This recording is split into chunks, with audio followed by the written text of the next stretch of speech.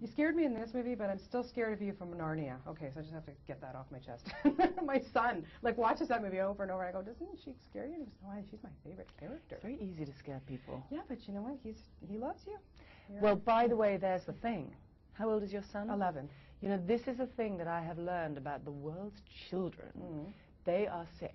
Yeah. Because there's nothing they love more than being scared out of their wits. You're so right. They love that witch. Yeah. They love her, and they want more. Yeah. And she's awesome, though. It's a great character. It's great. Yeah, it is. So this is going to be a 10-minute interview. Very good. We have some What nice have the others time to been? chat. They've been 4. Right. Yeah. Fantastic. We have a Just little so you time know, in to case talk. you're Yeah. wondering what's Fantastic. So going it's on. good. You Yeah. can talk really No, we have lots to ask you. Look, fantastic. am I prepared or what? Good. Come on. All right. And we're good to go with audio?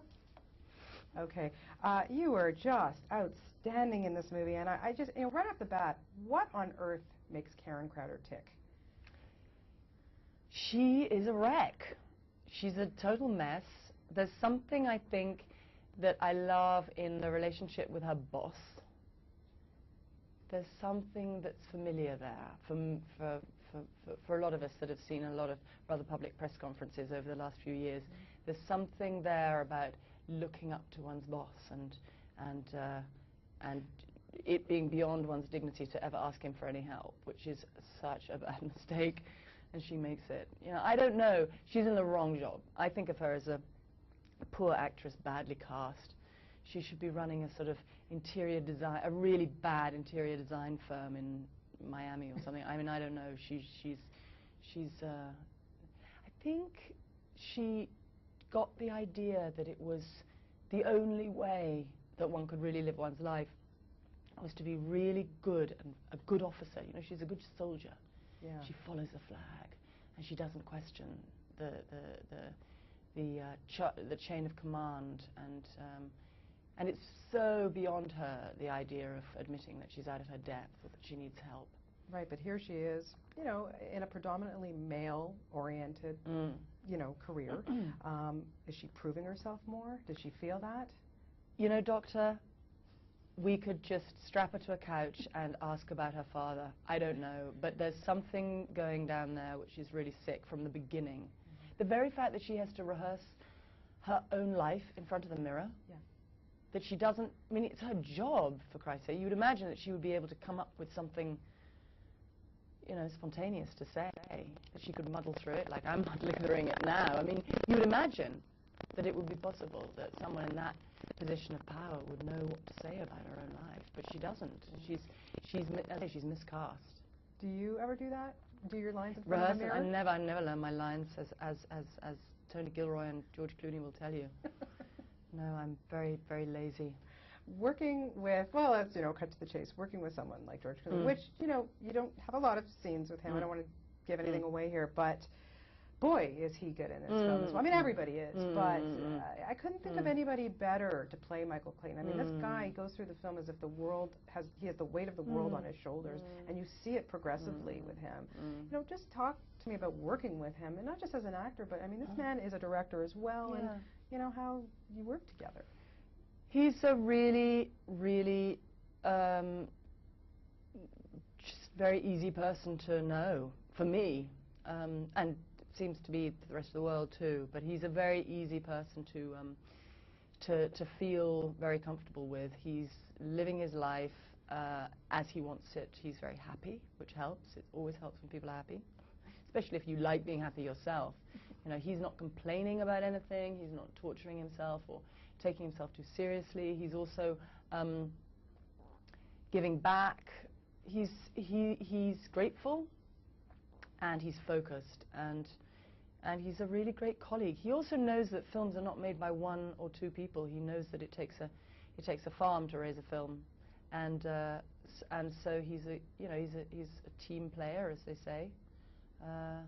He's just a very nice person, and I think that's what everybody sees. And it's kind of shocking that it should be such a surprise that somebody in that kind of position would be nice. But you know, there's a couple of them out there at the moment, and both of them have the same kind of relaxedness at their heart. And I think it's good for people to see that kind of relaxedness. You know, that it is possible for people to be that truthful, to be that easy with life, to be that happy. They're good kind of human models. Mm-hmm. Do you still prep for roles? Like, for example, for this one, did you talk to female lawyers about a little bit about what they go through? I'm not kind of, preparation is, that always sounds incredibly professional to me, and I'm not really a professional. I kind of, you know, read the script, talk to the director, and go into my own sick mind. Putting the look together is always, you know, super great fun for me. It's sort of the most work I ever do, and the work stops the day we start shooting, and then it's just play. But putting the look together for this, for example, I mean, it's an exotic disguise for me to disguise myself as a corporate woman in Milwaukee who looks like that. And I really liked putting that look together. That was great. Yeah, and I did talk to lawyers of all genders. I needed to convince myself that they really exist in that world, and that they talk like that, and that they really do understand what those words mean. It was interesting to just imagine what it would be to put oneself in. I'm not cut that way, you know. I'm not wired.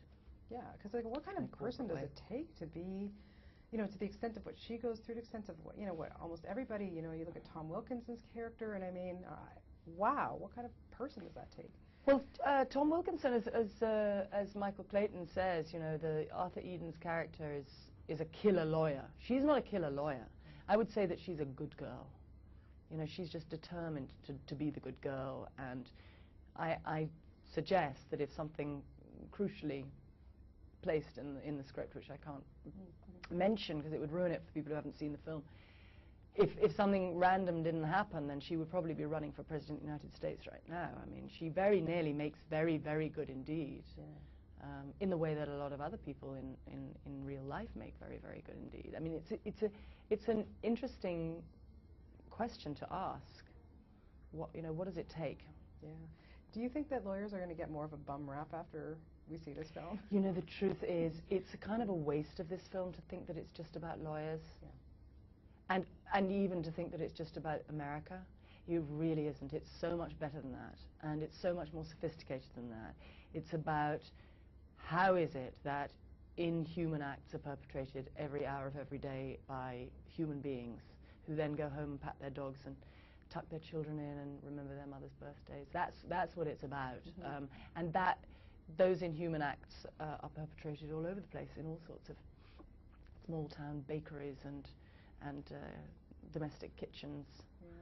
Yeah, it's really interesting. But I think that in the environment when people do deal in billions of dollars, it's particularly the fashion. Yeah, high stress, just a little bit. You know? Yeah, the pressure. Holy. That there, but for the grace of God, go all of us. You know, there's a lot of them. The majority of people work in some way in that kind of environment. I think it's something that a lot of people will recognize from their own lives. Fortunately, I'm not one of them. And that's good. And that's good. Good for me, I tell you. Yeah, really, you got a lot of stuff coming up. My goodness, you're a busy lady. It's always good to see you. But I have to ask you, the Curious Case of Benjamin Button, that's obviously shot. How did you enjoy working on that and just watching Brad's progression in that movie? So much. I mean, that film is like an odyssey of this man's life, and he travels through these different encounters with different people, and I'm one of those people, so I'm only there in one of those sections. So I get to know one moment in Benjamin Button's life. But it was a blast. We had such fun. Looking forward. Potentially too much fun, actually. Oh. But it was great fun. And are you working on Phantasmagoria? I can't even say it. Marilyn Manson film? The unpronounceable film that has not yet been made, but will be. I believe it. I believe it. And, you know, Manson's been planning to make this film for a while about Charles Dodson, who's the guy who is Lewis Carroll, who wrote Alice in Wonderland, and he's very, very written a really smart script, and I don't know when it'll happen because he's kind of busy too. Busy guy. Sooner or later it'll happen. Well, I look forward to that, and you and that, but you are just spectacular in this. Thank you very much. Congratulations. Thank you. Always My great pleasure. to talk to you. Thank you so much, Tilda.